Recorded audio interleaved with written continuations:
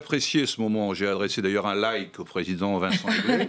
N'est pas habitué d'avoir ce ton, effectivement, mais je crois que ça fait du bien.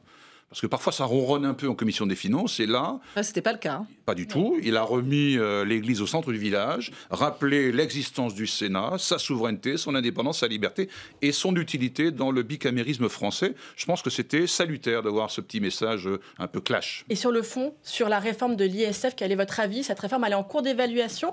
Et on a vu cette semaine que France Stratégie dit bon, c'est un petit peu difficile à évaluer. Est-ce qu'on en connaîtra un jour réellement les retombées pour vous? Ce qui est difficile à évaluer, c'est les retombées pour l'économie réelle, puisque c'est comme ça qu'on nous a vendu la suppression de l'ISF, l'impôt le plus idiot du monde, certains ont dit.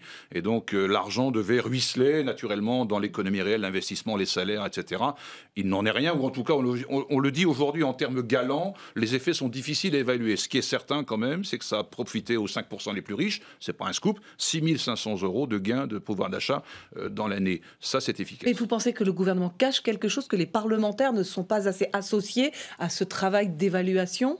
Je ne sais pas s'ils cachent, mais en tout cas, les parlementaires ne sont pas respectés, ne sont pas associés.